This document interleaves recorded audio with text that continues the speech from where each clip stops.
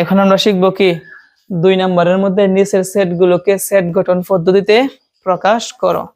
এতক্ষণ আমরা একের মধ্যে শিখছি সেট গঠন ছিল, আমরা তালিকা পদ্ধতি করছিলাম, তাই না? আর বর্তমানে কি আছে? তালিকা। বর্তমানে কি আছে?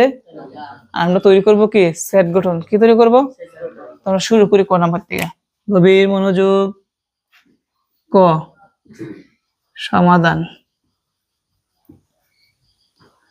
আচ্ছা, ক নাম্বার সমাধান যে করব কি দেওয়া আছে আমরা এটাকে লিখি। দেওয়া আছে কি দেওয়া আছে? দ্বিতীয় বন্ধনী 3 5 7 9 11। এই সেটটা দ্বারা কি বোঝানো হচ্ছে সবাই লক্ষ্য রাখি। এখানে যে উপাদানগুলো আছে এই উপাদানগুলো দ্বারা কি বোঝানো হচ্ছে আমরা এখানে উল্লেখ করে দিব। এখানে উপাদানগুলো কি সংখ্যা? স্বাভাবিক বিজোড় সংখ্যা। কি সংখ্যা? আমরা স্বাভাবিক কেন বলবো? কারণ এগুলো প্লাসের সংখ্যা। এগুলো কি? তাহলে আমরা লিখবো এখানে প্রতিটি উপাদান। কি লিখবো?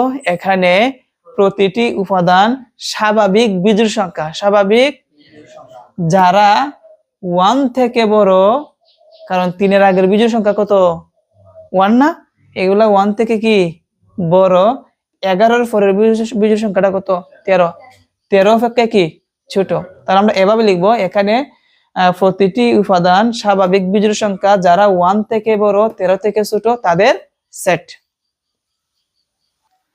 আচ্ছা, তাহলে আমরা লিখলাম সবসময় মনে রাখতে হবে যখনই আমরা গঠন পদ্ধতি বানাবো এই সেটের উপাদানগুলো দ্বারা কি বোঝায় আমরা এখানে উল্লেখ করে দিব। আমরা কি উল্লেখ করলাম? এখানে প্রদত্ত সেটের প্রতিটি উপাদান স্বাভাবিক বিজোড় সংখ্যা যারা 1 অপেক্ষায় বড় এবং 13 অপেক্ষায় কি ছোট তাদের সেট। লক্ষ্য রাখি আমরা নির্ণয় সেট আমরা কি পদ্ধতি বানাবো? গঠন। মনে রাখবা সব সময় গঠন পদ্ধতির মধ্যে থাকবে হচ্ছে x belongs to n থাকবে। কি থাকবে? x belongs to n। যদি এগুলা প্লাস মাইনাসের দুইটা হতো তাহলে আমরা লিখতাম x belongs to z। কি লিখতাম? যখন সাথে মাইনাসের থাকবে তখন আমরা কি লিখবো? x belongs to z। আর যদি স্বাভাবিক প্লাসের সংখ্যাগুলো হয় তাহলে আমরা লিখবো কি x belongs to n such that। এটা সব সময়, আমি আবার বলি, সব সময় গঠন পদ্ধতিতে আমরা এই জায়গা সবার আগে লিখবো। সবার আগে এগুলা কি সংখ্যা? স্বাভাবিক বিজোড় সংখ্যা। স্বাভাবিক আমরা এই উপাদানগুলোকে আমরা x ধরবো। কি ধরবো? এই যে আমরা x ধরছি যে x belongs to n। তার আমরা লিখবো x কি সংখ্যা? বিজোড় সংখ্যা। কি সংখ্যা? বিজোড় সংখ্যা। এবং কি লিখলাম? এবং এক থেকে কি এক অপেক্ষায় কি বড়। এক অপেক্ষায় কি এক অপেক্ষায় কোনগুলা বড়? এগুলা না? আর এগুলাকে আমরা কি ধরছি? x। তাহলে আমরা বলবো এক অপেক্ষায় কোনটা বড়? x বড়। এক অপেক্ষায় x বড়। আরেকটা কি বলছে? 13 অপেক্ষায় কি ছোট। 13 অপেক্ষায় কোনগুলা ছোট? এই মানগুলা ছোট, তাই না? এই মানগুলাকে আমরা কি ধরছি? x। তাহলে আমরা বলতে পারি 13 অপেক্ষায় x ছোট। এটা কিভাবে লিখতে হয়? এইভাবে 13 অপেক্ষায় x ছোট। দেখো এদিকে চিহ্ন দেওয়া মানে কি 13 থেকে x টা কি ছোট। ছোট। আর এটাই হচ্ছে কি আমাদের নির্ণয় গঠন পদ্ধতি। এক থেকে বড় x এর মান, 13 থেকে x এর মানটা কি ছোট। বুঝতে পারছি? এখন আমরা শিখবো হচ্ছে কত নাম্বারটা? খ নাম্বারটা। তো দেওয়া আছে 1 2 3 4 6 9 12 18 636। এখানে যে উপাদানগুলো দেওয়া আছে এই উপাদানগুলো কিসের? লাস্টের সংখ্যাটা কত? 36। এটা হচ্ছে 36 এর গুণনীয়ক। এগুলা কি? আমরা জানি গুণনীয়ক মানে কি জানি? 36 কে কোন কোন সংখ্যা দিয়ে ভাগ করা যায়। লক্ষ্য রাখি এখানে প্রত্যেকটা উপাদানকে 36 কে কি করা যায়? ভাগ করা যায়। এই জন্য আমরা বলতে পারি এখানে যে উপাদানগুলো দেওয়া আছে এগুলা কি 36 এর কি গুণনীয়ক। 36 এর।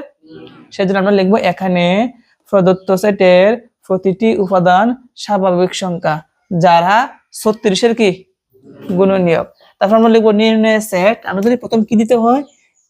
x belongs to n such that। আর এই উপাদানগুলোকে আমরা কি ধরছি? x ধরছি। কি ধরছি? আর এখানে আমরা কি বলছি যে প্রতিটি উপাদান স্বাভাবিক সংখ্যা যারা 36 এর কি গুণনীয়ক। 36 এর কি এই কথাটা এখানে লিখে দিব। লিখবো x 36 এর কি 36-এর গুণনীয়ক। শেষ, তোমরা লিখতে পারো। এটাই হচ্ছে আমাদের অ্যান্সার।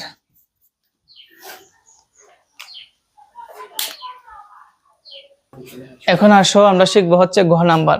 ঘ নাম্বারটা কি? 4।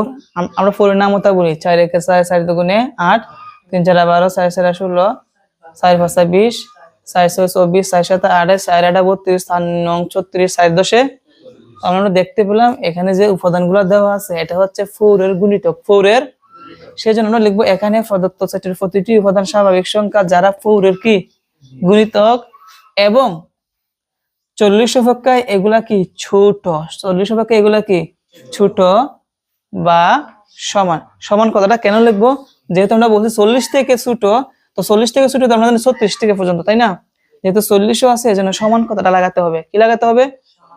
এখন আমরা লিখবো নির্ণয় সেট x, তারপর কি belongs to n such that x, এগুলা কিসের গুণিতক? কিসের গুণিতক?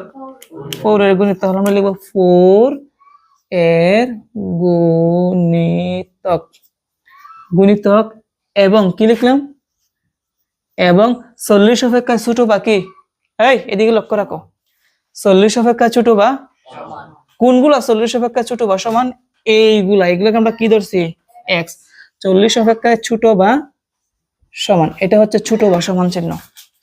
এটাকে কি বলা হয়? বড় বা সমান। আর এটাকে কি বলা হয়? ছোট বা সমান। এটা হচ্ছে অ্যান্সার।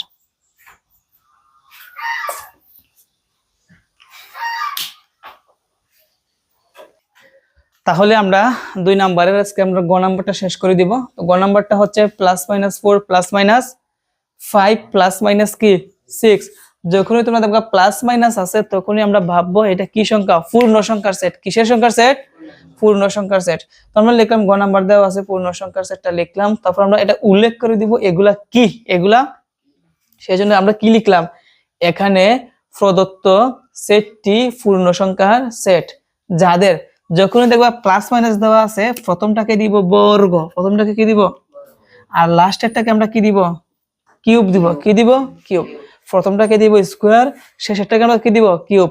আচ্ছা, প্রথমটাকে যদি আমরা স্কোয়ার দিই, 4কে যদি আমরা স্কোয়ার দিই কত বের হবে? 16। কত বের হবে? সেজন্য লিখবো যাদের বর্গ। স্কোয়ার মানে কি? বর্গ। যাদের বর্গ 16 অপেক্ষায় এগুলা কি বড়, এগুলা বড় বা কি দিব? সমান। সমান কথাটা কেন লিখবো? কারণ 16 তো এই জায়গার মধ্যে আছে, আছে না? 4কে স্কোয়ার দিলে কত হয়? 16। তারপর লিখবো এবং লাস্টেরটাকে আমরা কি দিব? ঘন দিব। লাস্টেরটাকে কি দিব? ঘন। এই 6কে ঘন দিলে কত হয়? 216। 6কে যদি আমরা কিউব দিই কত আসবে? 216। কিউব মানে কি? বাংলায় বলা হয় ঘন। কিউবকে বাংলায় কি বলা হয়? সেজন্য লিখবো এবং ঘন 216 অপেক্ষায়, 216 অপেক্ষায় এগুলা কি ছোট, কি ছোট বা সমান। সমান কেন লিখবো? কারণ 216 এই জায়গার মধ্যে আছে, তাদের সেট। আমি আবার বলি, প্রথমটাকে বর্গ দিব, শেষেরটাকে কি দিব? ঘন দিব। বর্গ মানে স্কোয়ার, ঘন মানে কি? কিউব। তো প্রথমটা যে আমরা বর্গ দিব, দিলে কত আসবে? 16। তাহলে আমরা লিখবো যাদের বর্গ 16 অপেক্ষায় বড় বা সমান। আর লাস্টেরটাকে কিউব দিলে কত আসবে? 216।